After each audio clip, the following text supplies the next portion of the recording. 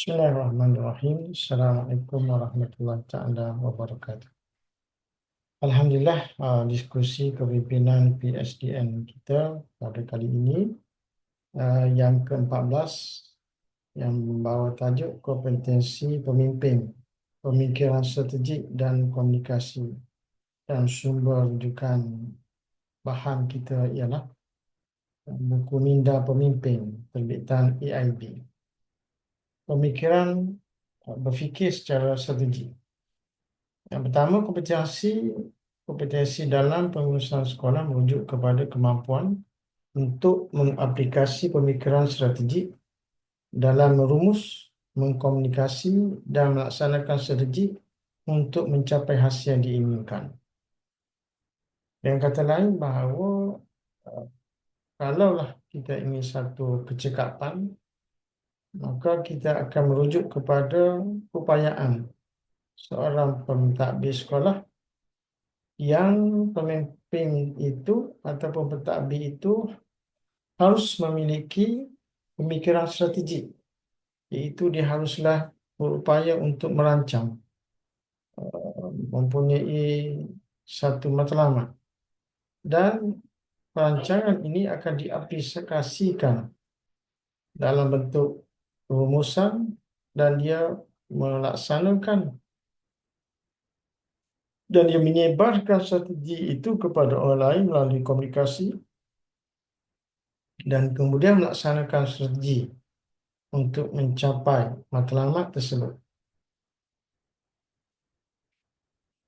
Yang kedua ialah pemikiran strategi adalah proses yang penting dalam membantu sekolah mencapai matlamat yang lebih tinggi dan mengatasi cabaran yang kompleks. Pemimpin perlu menerapkan pemikiran strategi untuk menyelaraskan visi dan misi sekolah dengan dasar pendidikan yang berkenaan. Jadi, pemikiran strategik bagi seorang pemimpin ialah proses penting. Maknanya, seorang pemimpin sekolah harus ada pemikiran strategik. Sebab kita melihat ada sekolah yang tidak ada pemikiran strategik. Dia melaksanakan apa yang seadanya. Dikekal dengan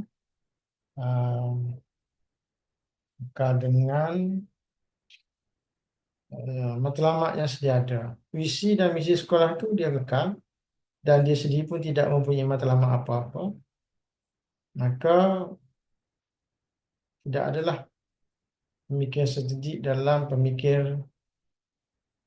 fikiran pemimpin seperti ini. Pemimpin perlu menerapkan pemikiran strategik untuk menyelaras visi dan misi sekolah dengan dasar pendidikan yang berkenaan. Maknanya kalau kita di sekolah Yayasan Islam Kelantan, maka kita buat satu visi dan misi yang selaras dengan dasar pendidikan Yayasan Islam Kelantan ataupun YIK. Dan yang ketiga, pemimpin harus memastikan plan strategi sekolah sesuai dengan keperluan dan perkembangan pendidikan semasa. Demi meningkatkan kecekapan pemikiran strategik, saya perlu membangunkan strategi yang jelas dan menggalakkan inovasi dalam pendidikan. Jadi, kita kena fikir apakah plan strategi yang sesuai untuk sekolah kita. Mungkin sekolah A dan sekolah B tidak sama.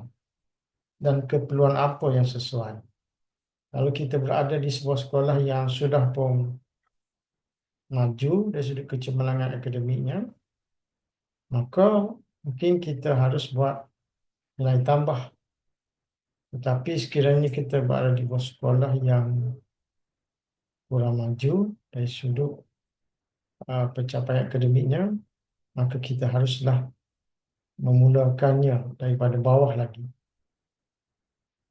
Seterusnya, demi meningkatkan kecekapan pemikiran strategik, kita haruslah membangunkan plan strategi yang jelas dan menggalakkan inovasi dalam pendidikan.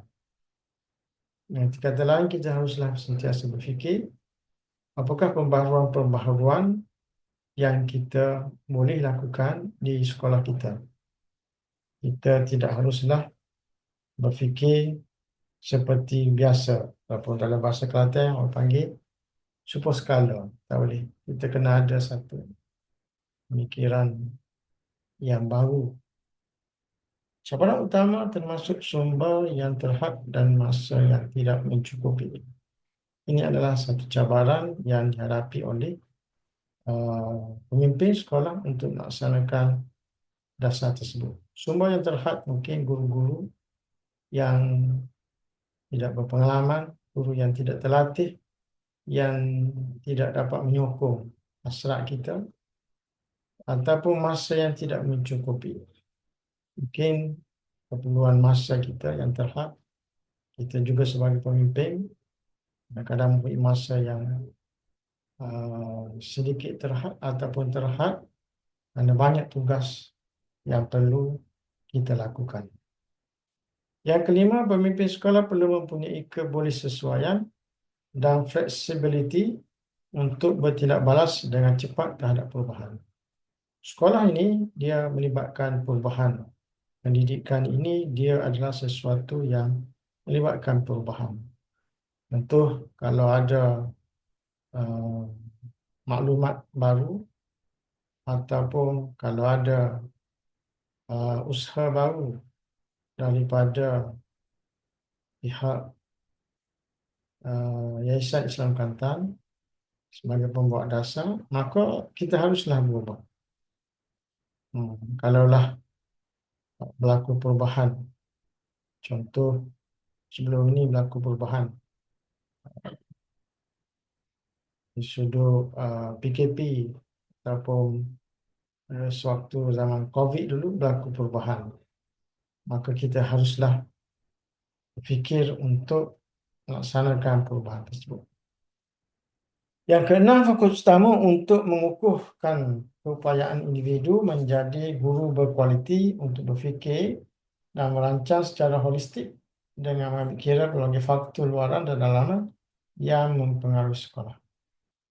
Adalah menjadi tanggungjawab kita sebagai pemimpin sekolah untuk kita melihat keupayaan guru-guru kita, supaya guru-guru kita ini adalah guru yang berkualiti. Jadi, tanggungjawab kita lah. Dan biasanya kita perlu memberi latihan kepada guru-guru kita. Latihan mungkin latihan secara kecil-kecil ataupun secara besar-besar. Sebabnya kita lihat Yayasan Islam Kelantan letakkan supaya kita mengadakan program ladak sekurang-kurangnya 2 ataupun 1 dalam masa setahun. Jadi ini memberi gambaran kepada kita bahawa pentingnya kita memberi latihan kepada guru. Dan kalau guru kita ingin meningkatkan kemahiran mereka, maka kita memberi galakan. Yang ketujuh, mewujudkan sistem mentor-menti dalam kalangan guru. Guru yang lebih berpengalaman dalam pemikiran strategik akan berkongsi pengetahuan dan pengalaman mereka dengan guru lain, menyokong pemindahan pengetahuan yang berkesan dan mengukuh hubungan antara guru. Ini satu perkara yang sangat sesuai di sekolah Yayasan Islam Kelantan. Kita menunjukkan mentor-menti supaya guru yang berpengalaman ini dapat berkongsi dengan guru-guru yang lain. Guru yang lebih senior dapat membantu guru yang baru. Dan kita lihat di sekolah Yayasan Islam Kelantan ini ramai guru yang baru ataupun guru yang sentiasa bertukar. Guru yang keluar dan guru yang masuk. Maka pengalaman mereka adalah sedikit ataupun berkurangan.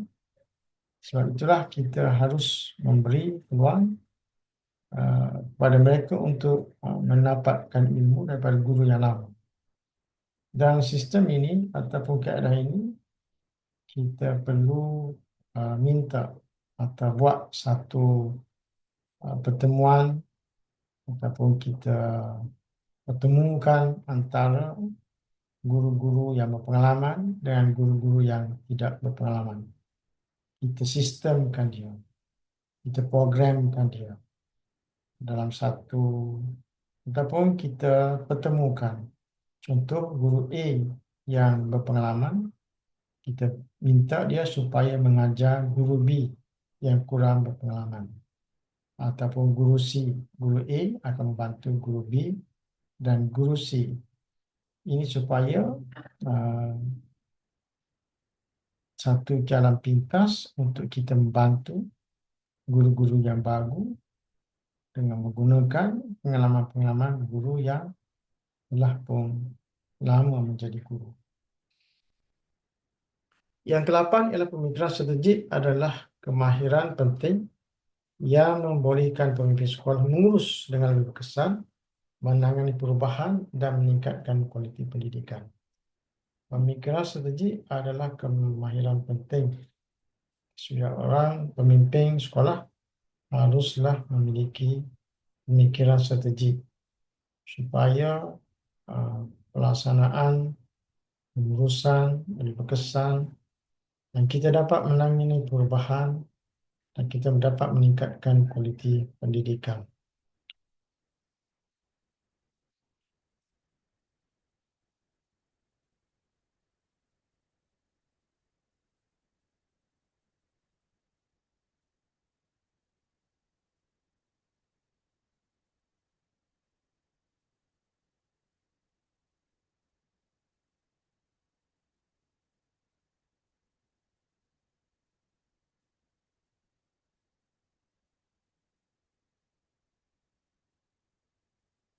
Yang ke-9, dengan memfokus kepada perancangan strategi, pemimpin dapat membangunkan organisasi sekolah yang adaptif dan berjaya menghadapi cabaran pada masa hadapan.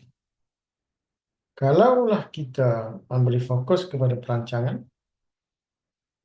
maka kita dapat membangunkan sekolah kita yang adaptif. Adaptif maknanya kita boleh menyesuaikan dengan keperluan semasa dan kita berjaya menghadapi cabaran.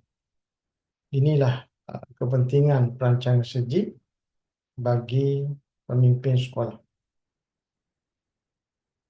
Itu sebabnya pemimpin haruslah mempunyai ataupun haruslah melaksanakan perancangan strategi. Janganlah menggunakan visi dan misi yang sedia ada saja. Bila orang bertanya mana perancangan strategi sekolah, maka kita hanya menunjuk misi dan visi saja. Kita boleh memikirkan perancangan kita untuk jangka masa yang mungkin tempoh yang singkat, untuk setahun, untuk 2 tahun. Sebenarnya ada matlamat jangka panjang, ada matlamat jangka pendek. Matlamat jangka pendek ni kita cuba selesaikan. Contohnya, kalau sekolah kita berada di ranking yang ke-10, maka kita harus membuat perancangan untuk menaikkan ranking sekolah kita ke ranking yang ke-7 atau 6. Maka adalah perancangan kita laksanakan untuk mencapai ranking tersebut. Yang ke-10 ialah komunikasi berkesan. Komunikasi adalah perantaraan, penerimaan dan pertukaran maklumat, pendapat atau idea melalui tulisan, percakapan atau image visual agar bahan dikomunikasikan difahami dengan lebih jelas. Komunikasi yang berkesan adalah penting bagi seorang pemimpin. Sebab untuk kita mencapai, untuk kita menyatakan visi dan misi, untuk kita menyatakan hasrat kita, untuk kita menyatakan matlamat kita kepada orang bawah, haruslah menggunakan komunikasi yang berkesan. Kompetensi komunikasi melibatkan keupayaan untuk menyampaikan maklumat secara jelas dan efektif serta memastikan pemahaman yang betul dalam kalangan semua yang terlibat. Jadi maklumat yang kita hendak sampaikan itu haruslah jelas dan efektif dan haruslah difahami oleh guru-guru dan warga sekolah. Kompetensi yang ke-12, kompetensi kepemimpin komunikasi adalah kritikal dalam konteks pendidikan, di mana pemimpin perlu menerapkan komunikasi berkesan untuk membimbing murid, guru dan masyarakat. Jadi kita sendiri haruslah ada komunikasi yang berkesan untuk kita membimbing guru, untuk kita memberi keyakinan kepada murid dan juga masyarakat. Kalaulah kita tidak ada kepemimpinan yang berkesan, maka guru tidak memahami apa hasrat kita. Begitu juga dengan pelajar. Jadi kita haruslah menggunakan komunikasi yang berkesan. 13. Pemimpin harus mempraktikkan komunikasi yang baik sebagai role model, menggunakan kemahiran mendengar dan menyampaikan idea dengan jelas. Jadi kita juga haruslah menjadi panduan, role model kepada orang lain untuk menyampaikan komunikasi yang baik. Dalam usaha meningkatkan komunikasi, perlu ada latihan kemahiran mendengar dan penggunaan bahasa yang jelas. Jadi, kalaulah kita melihat keupayaan diri kita, kita lihat kepada diri kita sendiri, adakah kita berupaya untuk melaksanakan komunikasi yang baik. Sekiranya kita rasa kita tidak mampu ataupun tidak memiliki komunikasi yang baik, maka kita haruslah membuat latihan kemahiran mendengar dan kemahiran berkomunikasi yang baik. Carilah penceramah-penceramah yang bersesuaian dalam program Ladak. Maka kita kemukakanlah, kalaulah masalah komunikasi, carilah satu tajuk kemahiran berkomunikasi di dalam Ladak tersebut. Yang 15, untuk mengatasi cabaran ini, saya akan menjalankan latihan komunikasi yang mudah dan bermanfaat, uji komunikasi serta media sosial dan aplikasi mesti segera. 16, ini akan memudahkan penyampaian maklumat dan menyampaikan interaksi yang lebih kreatif dan berkesan. Ada orang, dia nak menyampaikan maklumat, dia rasa macam susah nak menyampaikan maklumat. Mungkin atas beberapa faktor yang tertentu. Contohnya, kalau kita nak menyampaikan satu perkara kepada orang di bawah kita, mungkin orang di bawah kita itu seorang yang berpengalaman ataupun yang lebih tua daripada kita, maka sedikit sebanyak terjejas komunikasi. Maka kita harus berfikir bagaimana kita ingin menyampaikan tersebut. Kita tidak boleh berdiam diri dan kita tidak boleh mengabaikan mereka ataupun kita tidak boleh miscommunication terhadap mereka. Maklumat ataupun perkara haruslah kita sampaikan. Tetapi ada halangan, maka kita haruslah menggunakan pelbagai media yang ada. Kalau kita rasa suka untuk menyatakan secara lisan, maka kita harus menggunakan media yang lain. Contohnya WhatsApp, TikTok mungkin tidaklah, WhatsApp, ataupun kita minta disampaikan oleh orang lain, ataupun kita keluar bagi ada setengah-setengah orang tua dia mengeluarkan memo kepada orang di bawah dia. Jadi kita fikirlah bagaimana keadaan yang bersesuaian, kita pelbagaikan supaya dia lebih berkesan. Pemimpin akan menghadapi cabaran dalam berkomunikasi dengan berkesan disebabkan latar belakang budaya dan bahasa. Inilah, kalau orang yang lebih berpangkat mungkin sukalah untuk kita menyampaikan komunikasi. Dan kadang kita memilih orang yang sesuai dengan kita sahaja. Maka yang tak bersesuaian susah untuk kita bercakap. Tapi kita haruslah berfikir bagaimana untuk menyesuaikan komunikasi kita dengan uh, data budaya yang berbeza. Sebagai contoh, penggunaan bahasa atau istilah yang tidak difahami oleh seketika warga sekolah akan mengakibatkan salah faham. Rasanya ini tidak ada masalah sangat kerana kita dalam budaya yang hampir sama. Kalau kita pergi ke sekolah di luar Kelantan, mungkin ada masalah. Sebagai mana contoh kita sebut, ada guru yang melihat ular. Lalu dia minta kepada anak murid dia, ular, katok, katok. Jadi anak murid dia beritahu, bukan katak cikgu, tapi ular. Yalah katak, katak. Dia kata, bukan katak, tapi ular. Maka cikgu tu berfikir, lalu dia ubah ular, pukul, pukul. Katak tu makna dia pukul.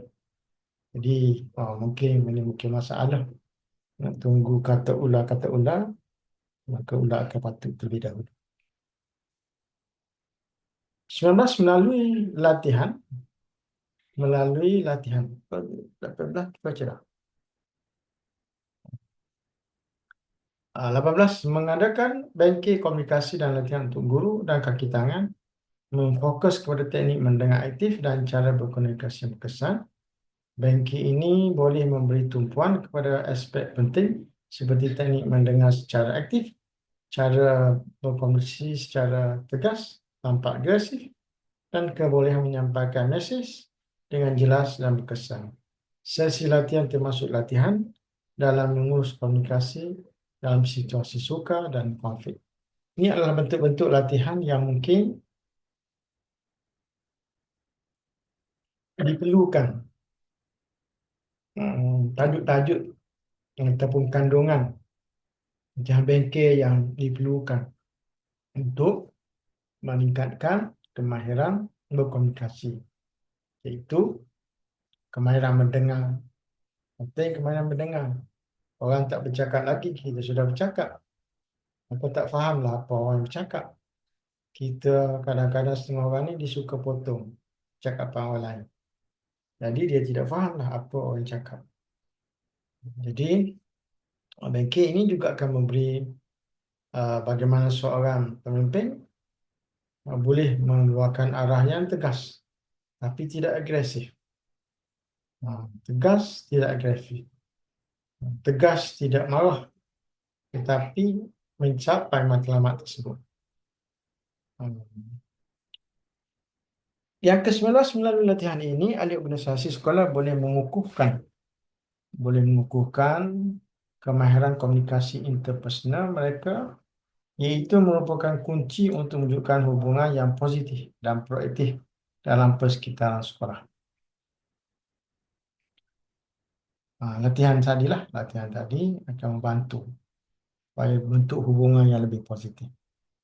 Seterusnya, mengintegrasikan teknologi komunikasi dalam operasi seharian sekolah sebagai platform pengurusan pembelajaran atas talian. Yang ini adalah penggunaan teknologi-teknologi lah. Kalau sekarang biasa kita merujuk kepada penggunaan media sosial, TikTok, WhatsApp, FB, YouTube. Penggunaan pantai pengurusan aplikasi permesejan segera khusus untuk rakan sekolah, sistem maklumat sekolah yang menyediakan saluran komunikasi yang mudah diakses antara guru, murid dan ibu bapa. 21. Penggunaan teknologi ini dapat memudahkan pertukaran maklumat yang lebih pantas dan cekap bagi memastikan semua pihak mendapat maklumat yang mereka perlu tepat pada masanya. Latihan yang mencukupi perlu disediakan kepada semua warga sekolah cara menggunakan teknologi ini dengan berkesan. Tak perlu. Kalau perlu kepada latihan, buat latihan pula. Latihan menggunakan teknologi. Sekarang ni latihan menggunakan AI yang membantu tugas-tugas. Jadi kita buat kursus supaya cikgu kita lebih berkemampuan, supaya cikgu kita lebih mengikuti perkembangan semasa. Langkah ketiga ialah mewujudkan budaya maklum balas yang positif dan membina, termasuk penilaian diri dan rakan sebaya serta mekanisme maklum balas tanpa nama. Mungkin kalau kita ingat dulu, ada satu ruang aduan ataupun kotak aduan di mana siapa yang ada masalah, dia akan masuk ke aduan di dalam kotak itu untuk dilihat oleh pentadbir sekolah. Nama tak ada. Kita tengok berapa masalah. Jadi kalau hal ini kita kena berani lah. Kita berani menghadapi sesuatu yang mungkin kita rasa tidak berapa suka sebagai satu muhasabah, sebagai satu bertindak yang kita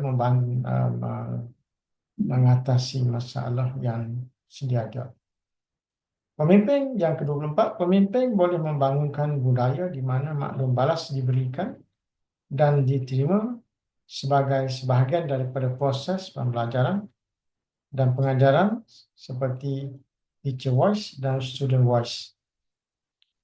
Yang ke-25, mekanisme untuk menghantar maklum balas tanpa nama juga boleh diwujudkan untuk menggalakkan kejujuran dan keterbukaan dengan menggalakkan peserta yang menyokong maklum balas positif.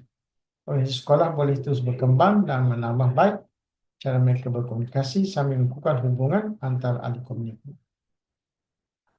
Kalau kita nak buat borang maklum balas, maka kita haruslah berfikiran positif. Kita haruslah menerima kritikan. Itu sebabnya kalau kita lihat bagaimana disebut bagaimana apabila ditanya orang terhadap seorang orang kaya di dunia, iaitu bernama Elon Musk,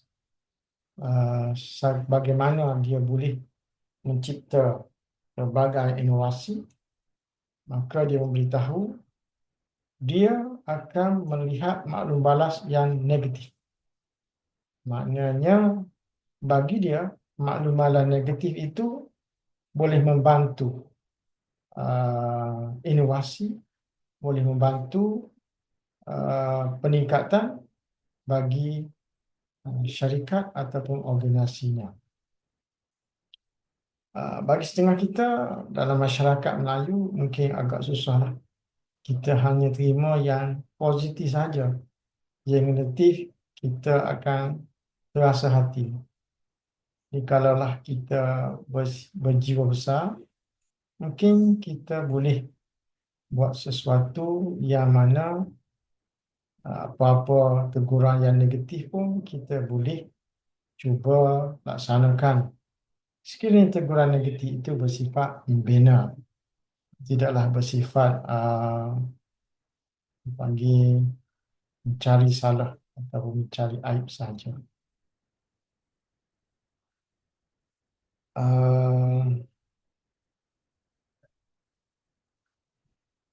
Kemudian yang ke-26, pemimpin sekolah perlu mengenal pasti masalah yang wujud di sekolah melalui pemahaman dasar pendidikan, prestasi guru dan isu semasa, serta melakukan analisis data yang mendalam untuk mencari penyelesaian yang bersesuaian. Kita juga bila berada di sekolah kena lihat apakah masalah yang wujud di sekolah kita. Apakah ada prestasi guru kita yang tidak cemerlang? Bagaimana kita nak mengatasinya? Memang ada pun. Sebab ada guru-guru yang baru mengajar pun lebih kurang. Ataupun kita ada guru-guru yang sudah lama. Guru lama pun satu hal juga, dia sudah panggil apa kita panggil? Dia sudah tepu di dalam mengajar. Dan itulah yang kita cuba atasi. Kita melihat perkara-perkara tersebut dan cuba cari jalan penyelesaian dia. Setiap masalah ada penyelesaian. Tadi ada orang mengadu pada saya, ada seorang guru yang terlibat dengan dia belajar dan menyebabkan banyak tugas-tugas dia terabaikan. Jadi kita nak buat macam mana dengan guru yang seperti ini? Kita bagi tugas, hakiki dia mengajar, banyak terabaikan, alasan dia sambung pengajian. Untuk mengatasi masalah ni, kita kena buat berbincang lah. Kita kena wayak pematlamat dia dan minta dia melaksanakan tugas dia sebagai guru. Tugas hakiki dia, dibayar gaji sebagai guru. Kalau kita tidak sanggup, kita minta orang lain nasihatkan dia. Kalau tak sanggup juga, akaklah kepada pihak yang lebih atas. Kita report lah. Kita kena bertindak tegas terhadap masalah-masalah tersebut. Kita kena fikir juga masa depan pelajar. Bukan hanya fikir pada masa depan guru saja. Kalau dia tak laksanakan, dia berhentilah. Tugas guru ni tugas yang memerlukan komitmen. Tidak boleh dibuat sambil lewat. Mengajar ni memerlukan kesungguhan. Kalau tak siap mengajar, kita bayar gaji untuk mengajar untuk apa? Jadi, kita kena sedarkan dia tugas sebenar dia. Ada guru yang mana dia ada masalah. Dia mengajar, kadang-kadang ada kelas tambahan dia tak masuk. Jadi, pada masa yang sama, dia nak ganti kelas tambahan tersebut pada waktu yang lain. Di sikap tanggungjawab dia tu ada. Bagi guru yang tak mengajar, nak ganti pun tak sih, dia tidak mempunyai sikap tanggungjawab. Lebih baik kita nasihatkan dia supaya carilah kerja yang bersesuaian dengan dia. 27. Perwakilan latihan kecekapan penyelesaian masalah. Pemimpin sekolah boleh mengajukan sesi latihan khas untuk guru kesudahan dan pemimpin sekolah yang fokus kepada perkembangan kemahiran menyelesaikan masalah dalam menggunakan alat pemikiran I-Think. Latihan ini akan merangkumi teknik seperti pemikiran kritis, analisis situasi, membuat keputusan berdasarkan bukti, dan penyelesaian konflik. Ini satu lagi cadangan. Tadi kita cadangkan satu, iaitu dicadangkan khusus ataupun latihan komunikasi berkesan. Ini satu lagi cadangan ialah khusus percakapan menyelesaikan masalah. Jadi, kalaulah kita perlu, rasa benda itu perlu, untuk program ladap yang akan datang, kita ambil dua tajuk ni. Kita pilih satu atau buat dua-dua, iaitu tajuk pertama, komunikasi yang berkesan di kalangan warga sekolah. Komunikasi yang berkesan. Yang kedua ialah khusus kecekapan menyelesaikan masalah. Masalah problem penyelesaian masalah. Okey. Jadi itulah sedikit perbincangan kita berkaitan dengan kompetensi-kompetensi yang perlu ada bagi seorang pemimpin. InsyaAllah kita akan berjumpa lagi di dalam sesi yang lain. Sekian saja. Wabillahi taufiq wal hidayah. Assalamualaikum warahmatullahi taala wabarakatuh.